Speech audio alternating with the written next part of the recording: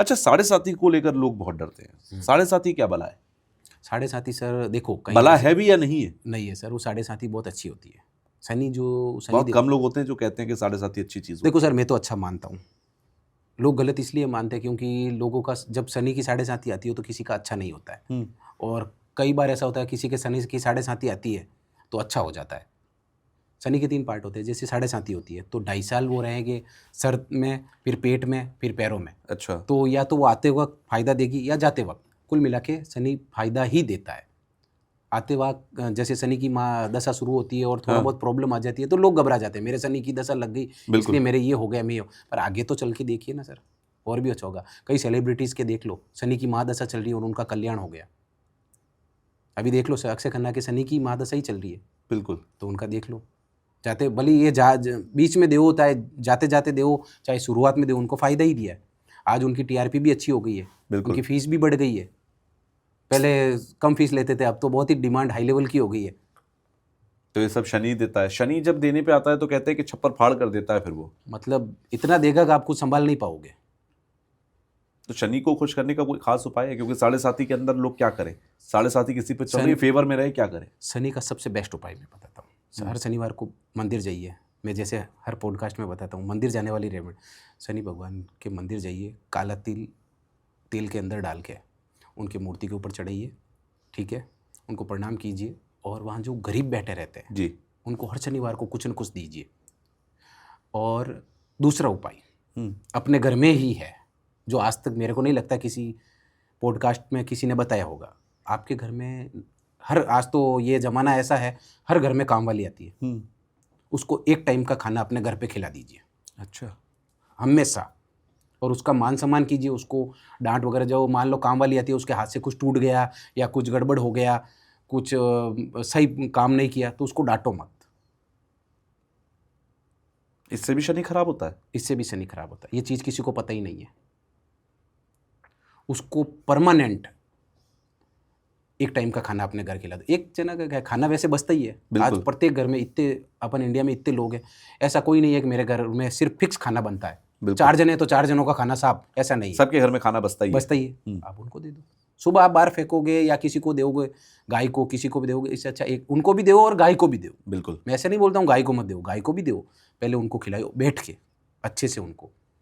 और कोई फंक्शन वगैरह हो, जैसे कोई त्यौहार वगैरह आता है, तो उनको भी उतना ही मान सम्मान दीजिए जैसे आप परिवार के सदस्यों को देते हो। उससे शनि ग्रह बहुत अच्छा मजबूत हो जाएगा। अच्छा। अगर कोई कॉरपोरेट में है, कोई कंपनी है, आपके कोई फैक्ट्री है और आपके अंडर में जो एम्प्लॉय काम करते हैं उनको भी खुश रखिए आप, उससे भी शनि बेहतर रहेगा। शनि यानी कि कुल मिलाकर आपके नीचे काम करने वाले जितने भी लोग हैं वो सब शनि को खुश कर सकते हैं, अगर वो आपसे खुश है तो। वो आपसे खुश है तो।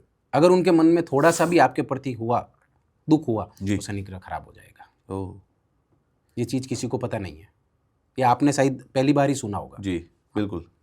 यानी कि कुल मिलाकर शनि से डरने की, महंगे महंगे रत्न पहनने की, क्योंकि लोग कहते हैं अरे साढ़े साथी है, नीलम पहन लो, नीलम आएगा कम से कम लाख रुपए का, इससे भी महंगा बेचा जा सकता है। अगर किसी के साढ़े साथी स्टार्ट हुई और उसको नीलम पहना दे तो वो सॉल्यूशन नहीं हुआ। कुंडली के अनुसार ही बर्थ चार्ट, अपन ये कुंडली पूरा रिसर्च करके ही, अगर उसमें शनि पहनने का होगा तो ही हम पहनाते हैं, बाकी नहीं पहनाते। ऐसे जरूरी नहीं है या इसका ये नाम है, इसके शनि की दशा स्टार्ट हो गई थी, इसको पहना दो। कई बार नीलम किसी को सूट नहीं होता है तो नेगेटिव इफेक्ट देने लग जाता है। बिल्कुल ऐसे। अच्छा, एक और भी आखिरी में सवाल पूछ लेता हूँ। ये बहुत बड़ा सवाल है और यही वजह है कि लोगों के मन में ज्योतिष को लेकर जो विश्वास है वो कम भी होता है। अच्छा, एक और सवाल मेरा आपसे है।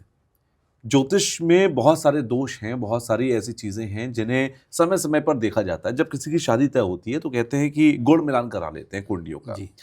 गुण मिलान मतलब 36 गुण में से आपके कितने गुण मिल रहे हैं। बहुत सारे केसेस ऐसे होते हैं कि 36 गुण मिल गए, 35 गुण निकल आए, 34 गुण निकल आए, यानी कि बहुत अच्छे गुण मिलान हो गया, लेकिन उसके बाद भी शादीशुदा जिंदगी अच्छी नहीं चल रही है। शादीशुदा जिंदगी तलाक के किनारे पर आकर खड़ी हो गई है। वो क्यों होती है फिर, जब सारे गुण मिल गए, सब कुछ हो गया तो?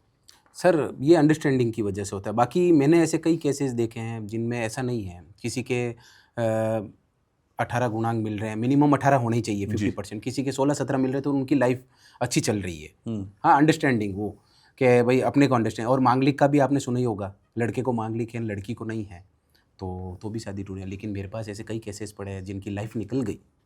अच्छा। आपको पता हो तो सर, अभी प्रेजेंट टाइम में अगर बच्ची का बॉर्न होता है, ठीक है, तो हॉस्पिटल में हाथों हाथ टाइम नोट किया जाता है और उनकी फैमिलीज को बता दिया जाता है इस टाइम पे इसका बॉर्न होगा। बिल्कुल।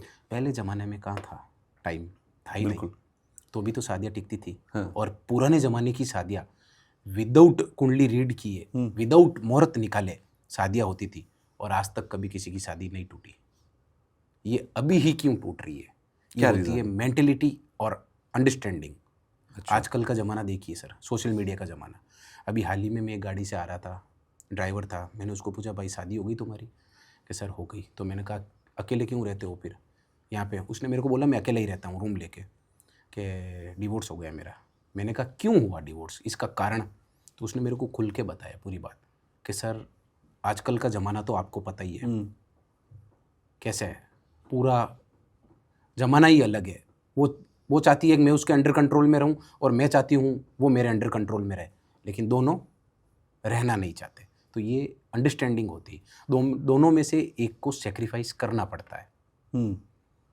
कई मैंने ऐसे केसेस देखे हैं सर, लड़कियां बहुत हद तक, पुरानी जो लड़कियां, अभी भी ऐसे नहीं है कि लड़कियां नहीं, अभी भी कई ऐसी संस्कारी लड़कियां हैं जिनके हस्बैंड ड्रिंक वगैरह करते हैं, रात को लेट आते हैं, उनको मारते हैं, लेकिन वो रिश्ता निभाए हुए रखती है। क्यों रखती है? अपने पापा की इज्जत के लिए, कि नहीं, उनका उद्देश्य एक ही होता है। कई मेरे पास केसेस जाते हैं, मैंने कहा मेरे को भी उनके ऊपर गुस्सा आ जाता है। मैंने कहा तो फिर आप क्यों रखते हो आपके हस्बैंड से? मतलब एग्जाम्पल के तौर पे मैं ऐसे ही रफली क्वेश्चन करता हूँ कि बोले नहीं, मैं मेरे पापा की इज्जत ख़राब नहीं करना चाहती। मैंने कहा क्यों? कि नहीं, हमारे घर का रूल है, हम गए तो वहाँ से अब पहले घर में भेज दिया, और हमारे घर के संस्कार है एक से दूसरा घर हमको करना नहीं है। और मैं गई हूँ वहाँ शादी करके, अब मैं वहाँ जाऊँगी ना, गई तो जिंदा गई हूँ, अब वहाँ से निकलूंगा तो मरते टाइम ही निकलूँ, और मरना सबको एक दिन ही। बिल्कुल। जब मैं मरूंगी ना तभी उसके घर से निकलूंगी, उससे पहले। मैंने कहा बहुत अच्छी बात है। कभी कभी कई क्लाइंट, लेडीज़ क्लाइंट ऐसे होते हैं जो मेरे को भी कुछ सिखा के जाते हैं, ऐसा नहीं है कि मैं ही उनको कुछ सिखाता हूँ।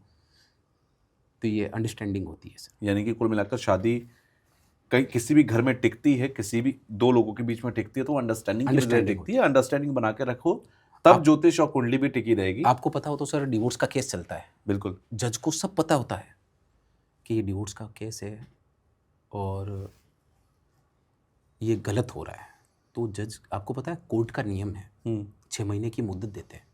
बिल्कुल। ओरिजिनल जो लेटर है आपको 6 महीने बाद देंगे। तो वो जज क्यों करते हैं?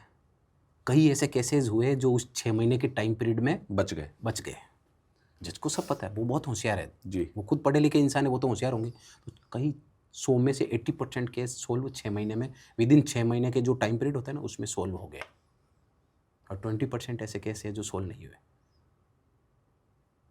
ये होता है। ये बहुत बहुत ज़रूरी चीज़ है, सभी के बीच में होनी चाहिए, क्योंकि जिस तरीके से इस देश के अंदर और बल्कि दुनिया भर में तलाक के मामले बढ़ रहे हैं, उन्हें संभालने का सबसे ज़्यादा अच्छा तरीका यही होगा कि आपस में बैठकर बात की जाए और जो भी प्रॉब्लम है, जो भी मुद्दा है, उसे सुलझा लिया जाए। बिल्कुल सर। चलिए, बड़ा अच्छा लगा मुझे आपसे मिलकर यहाँ पर, और पॉडकास्ट में बहुत सारे पहलुओं पर बात की। खास तौर पर मुझे बॉलीवुड के अंदर जो चल रहा है मुझे उस पर बात करनी थी।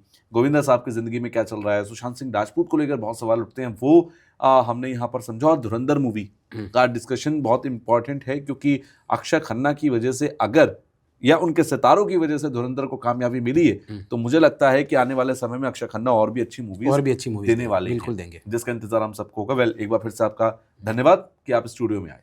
बिल्कुल।